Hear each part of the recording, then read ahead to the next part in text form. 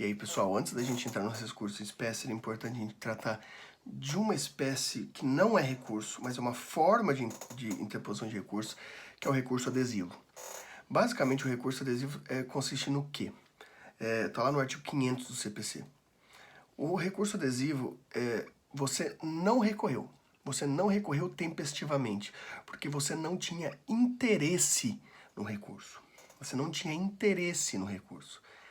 Entretanto, no momento em que a parte contrária recorreu, houve interesse por conta das alegações da parte contrária no recurso dela. Então, o recurso da parte trouxe a você interesse recursal. Você pode recorrer? Você pode recorrer por forma do recurso adesivo, que é isso que a gente está falando. Só que não vai ser a mesma forma do recurso. Pensa numa apelação. A parte contrária apelou e você, graças à alegação da parte contrária, você ficou com medo. Falou, eita, essa questão que a parte contrária pediu pode estragar, me deu interesse a recurso agora. Ok, eu posso recorrer? Posso, pela forma adesiva. Primeira regra. Para recorrer pela forma adesiva, eu só posso agora, o meu efeito devolutivo não é a qualquer coisa que eu quiser relacionado mais à sentença, agora é relacionado ao recurso da parte contrária. O efeito devolutivo foi dado pela parte contrária.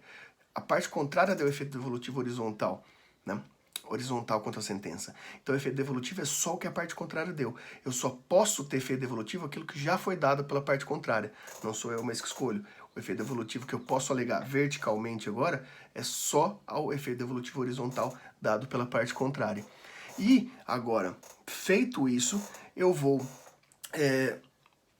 adesivar. Por que recurso adesivo? Eu vou submeter o meu recurso com efeito devolutivo horizontal livre, mas vertical vinculado pela parte contrária, ao recurso da parte contrária. Então ele vai junto com o recurso da parte contrária, certo? E daí vai ter algumas questões. Imagina só, o recurso da parte contrária não pagou preparo, você pagou. Não importa que você pagou preparo. Se da parte contrária não foi conhecido, o seu também não vai ser, porque ele está vinculado, né? Então, você não tinha interesse, passa a ter com o recurso da parte contrária. Agora, graças a isso, agora você vai poder fazer um recurso desde que esteja vinculado ao efeito devolutivo horizontal que a parte contrária escolheu, certo? Vamos falar de apelação? Então, finalmente, a gente vai entrar nos recursos em espécie e a gente começa pela apelação, que é o mais comum de todos os recursos, né? Então, bem, pessoal, em tese, quando a gente fala de apelação, a gente está falando de um recurso, em tese, tá? Em tese, a gente já vai ver isso por quê. De um recurso de revisão, uma estrutura de revisão, sobre uma decisão judicial definitiva, uma sentença. Isso a gente está falando porque a apelação que está lá disposta no artigo 69 do CPC vai ter como sua primeira forma aquela que diz respeito à reforma de sentença. O que quer dizer isso, pessoal? Perdão. Quer dizer que, havendo uma sentença em que você queira dar efeito devolutivo para sua reforma, o meio adequado é a apelação, né? A apelação, então, é o recurso natural, é o recurso específico para que você possa reformar a sua sentença. Essa é a primeira hipótese. Entretanto, pessoal, existe uma outra forma de apelação que não seja pela sentença. É possível você apelar de uma decisão interlocutória. Como assim? Vejam, pessoal, a gente ainda vai ver, no próximo recurso que a gente estudar, que o recurso natural para as decisões interlocutórias seria o agravo de instrumento.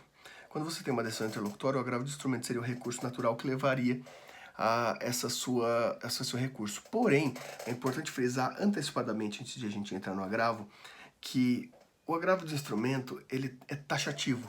Lá no artigo 1015 e presente em algumas leis específicas, existe uma autorização para que aquela decisão judicial, para que aquela decisão interlocutória seja passível de agravo de instrumento. Então, e as que não estão na lei? E as que não estão no 1015? Bem, é aqui que entra. Aquelas decisões interlocutórias não passíveis de agravo de instrumento, ou seja, que por critério residual, aquelas decisões interlocutórias não passíveis de agravo de instrumento, cabem apelação. Mas como assim, ó? Vamos fazer uma diferenciação.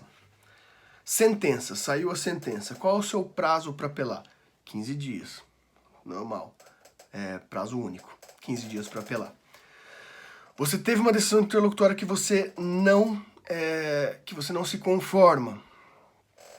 Qual que é o seu prazo para apelar? Primeiro você vai ver. Cabe dessa decisão um agravo de instrumento? Não, não cabe. Não está presente na lei aquela decisão.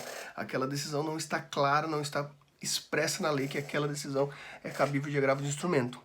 Sendo assim, vai caber apelação.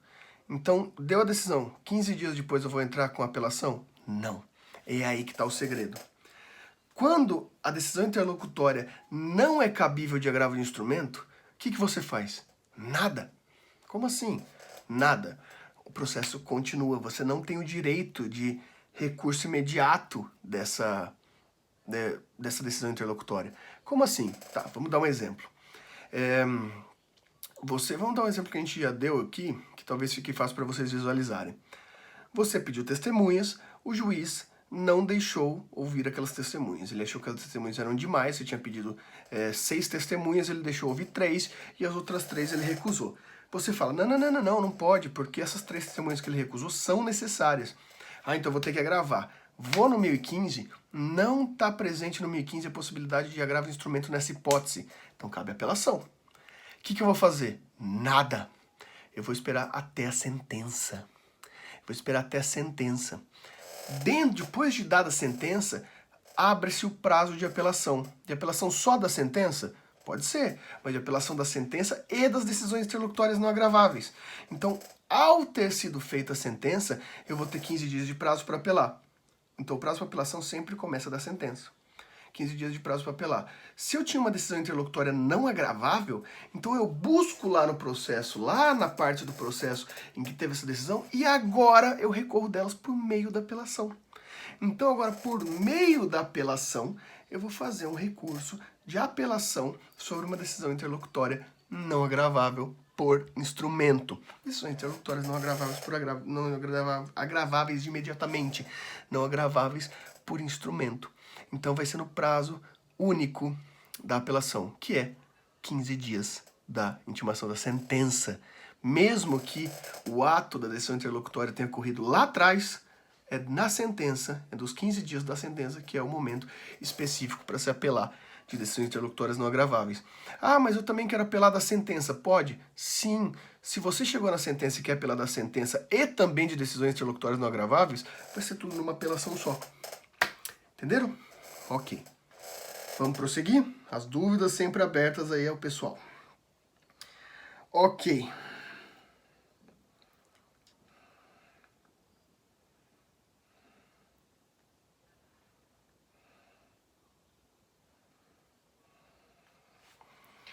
Pessoal, aqui a gente vai ter mais um problema. A apelação depende, ela depende de interesse. O que significa ser o interesse? Depende de sucumbência parcial ou total. O que é a sucumbência, pessoal? Sucumbência na apelação, sucumbência é eu ter perdido algo que eu tenha pedido, né? Isso é sucumbência. Então eu necessariamente, para apelar, preciso de sucumbência, preciso ter perdido alguma coisa.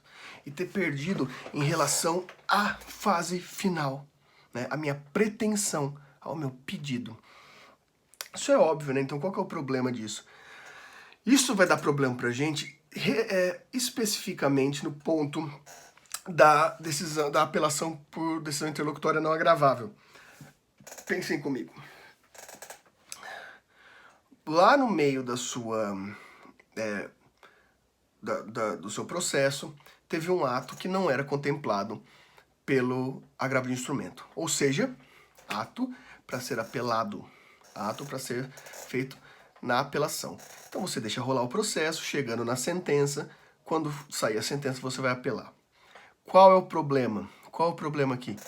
Você ganhou o processo, você ganhou o pedido. Aqui ótimo, ganhei o pedido, né? Eu tinha pedido R$1.000, ganhei R$1.000. Você pode apelar? Não, porque você não tem interesse. Você não tem interesse de apelação. Bem, e aí, o que eu faço? Bom, pessoal, aí que mora o nosso problema. Você é a parte vencedora, você é a parte não sucumbente. Mas você tem um problema lá no meio do processo que cabe apelação. Entretanto, você não é sucumbente, não tem interesse no processo. Só que,